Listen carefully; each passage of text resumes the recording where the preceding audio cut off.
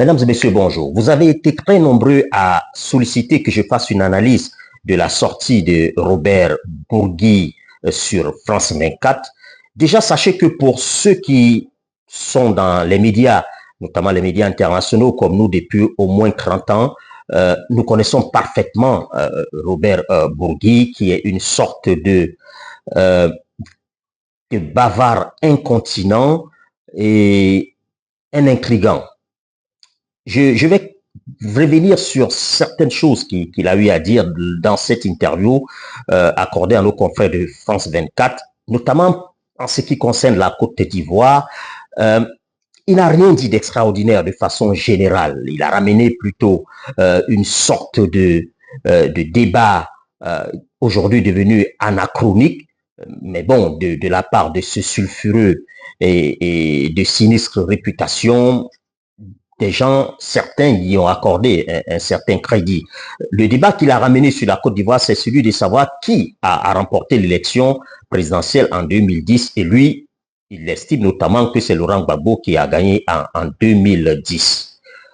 Bon, ce débat, en réalité, il a été tranché. Aujourd'hui, même Laurent Gbagbo ne revendique plus sa victoire en 2010 parce qu'il sait très bien que cette supposée victoire relevait d'une sorte d'imposture. Le président du Conseil constitutionnel à l'époque, M. Paul Yaoundé, que Robert Bourgui cite dans son interview, est revenu lui-même dire, reconnaître, confesser le fait qu'il avait procédé tout simplement à un hold-up pour proclamer Laurent Gbagbo vainqueur de cette élection.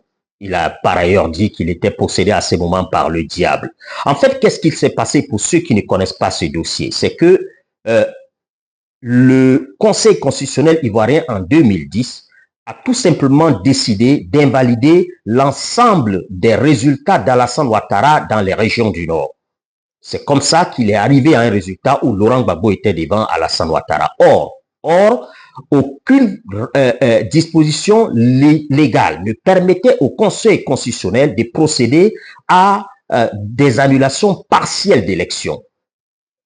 Tout au plus, le Conseil constitutionnel pouvait invalider l'ensemble du scrutin, pas partiellement les résultats d'une localité ou de quelques localités données. Donc, il avait procédé tout simplement à un hold-up électoral. Il a violé la loi, M. Paul Yaoundé, et il devrait être normalement poursuivi pour cela. Mais en plus, il a outrepassé ses compétences, puisque selon un accord politique signé par Laurent Gbagbo lui-même et l'ensemble des acteurs politiques à l'époque, le dernier mot dans l'ensemble du processus électoral de 2010 revenait à l'ONU, notamment à travers sa mission en Côte d'Ivoire, l'ONUCI.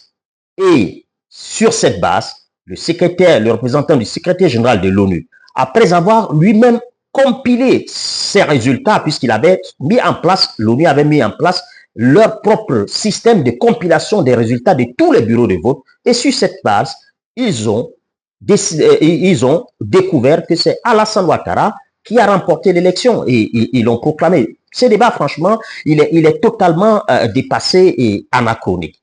Pour ceux qui ne le savent pas, Robert Bourgui était l'ami de Laurent Gbagbo. Il le dit d'ailleurs lui-même dans son interview à France 24. Il s'agit donc ici des propos d'un ami, de quelqu'un qui essaie de défendre son ami. Mais il y a mieux, puisque j'ai essayé d'enquêter depuis que Robert Bourgui a fait cette sortie, et j'ai découvert à travers mes sources que M. Bourgui a fait plusieurs tentatives pour approcher Alassane Ouattara et essayer de voir s'il pouvait bénéficier des largesses du président ivoirien. Mais Alassane Ouattara, selon mes sources, n'est pas du genre à gaver ces espèces d'individus. Et il a préféré plutôt toujours maintenir M. Robert Bourgui à l'écart. C'est donc ici une sorte de dépit de la part de Robert Bourgui. On est face à une tentative de vengeance d'un individu qui aurait été rejeté. Selon quelqu'un qui le connaît très bien, cet avocat français est présenté dans des milieux en France notamment où il vit comme une espèce de prostituée qui se vendrait, qui monnaierait ses services aux plus offrants. Donc, c'est pas quelqu'un qu'on prend, on le prend de moins en moins en réalité au sérieux en France. Selon des confrères français, Robert Bourgui aujourd'hui est un avocat aigri et même presque ruiné financièrement. La plupart de ses amis ne sont plus au pouvoir. Ceux qui les ont remplacés dans les palais présidentiels africains où ils se baladaient ne veulent plus s'encombrer de ce personnage qui représente une sorte de relique d'une époque de la France-Afrique aujourd'hui révolue.